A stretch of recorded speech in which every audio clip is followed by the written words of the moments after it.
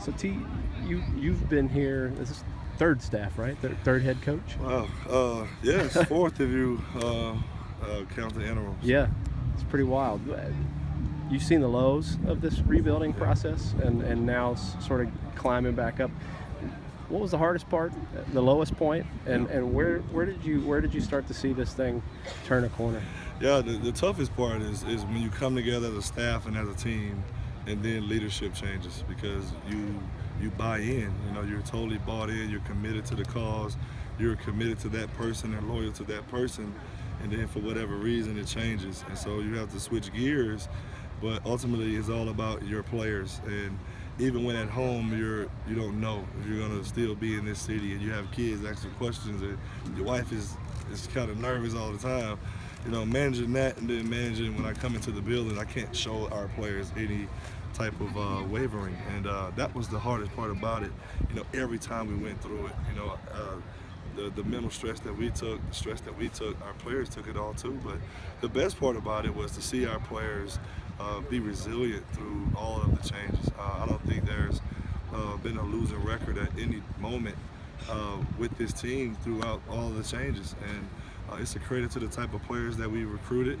It's a credit to this university and the support that we've had from administration, from our student body, faculty and staff, and our young men on our football team. And so the best part about it now is actually seeing it come to where you said, man, in 3 years we're going to look like this. And to actually be here to see that we're headed in the right direction from a number standpoint, the type of players that we have, the type of depth that you want to play with. I've been lucky and blessed to have been through the sanctions, coming out of it, new head coach, and be still here. It's been good to see. I know there were times y'all had like 50 scholarship guys going into a game weekend. Were there some days you took a look at on the practice field, you're looking at that roster wondering how you're going to line up and compete on Saturday? I was more so just the former player in me. The player in me was more like, because I played on a high school team where it was 35 players and 33 players, and I knew how that was, you know, and that was the days of two-way players and special teams. I had to punt and do all these. I'm looking at these guys saying, man, this is college football.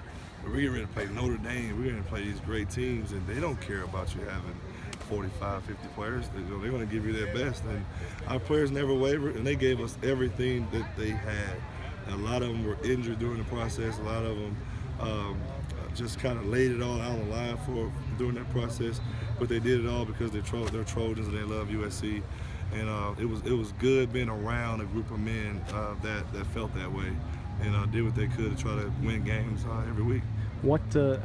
How much of a barometer is, you know, Alabama is the current dynasty, USC was the dynasty before it.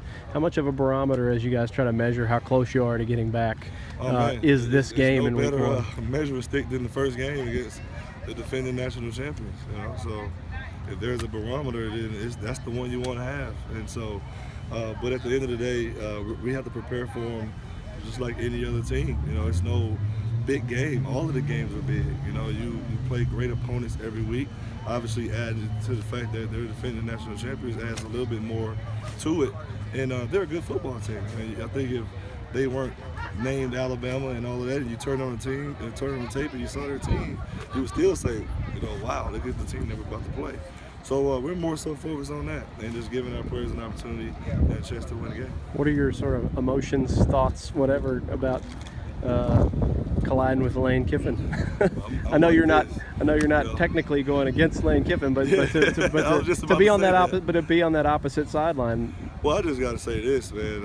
I'm a lucky young man, you know, from Mobile, Alabama, and had family that are graduates of Alabama. I grew up obviously watching Alabama and Auburn football, and I was a Florida State fan growing up. I ended up going to Tennessee, and you know what that third Saturday in October is all about, being a Tennessee man, and then the history of Alabama and USC. I grew up knowing and hearing about, you know, the Sam Bam Cunningham story and the color lines being broken in the SEC, and I was a beneficiary of that, you know. And so this game means more to me from a historical standpoint and what it means to coach in this game. And how many people can say they coached in the USC Alabama game, and it just means so much to me from that standpoint.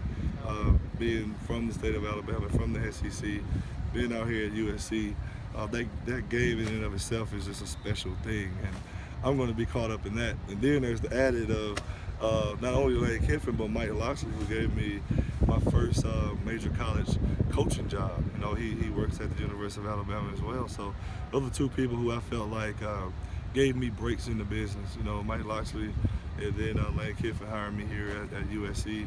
And we talk all the time, but now it's kind of haven't been talking as much because I think everyone's getting ready for the game.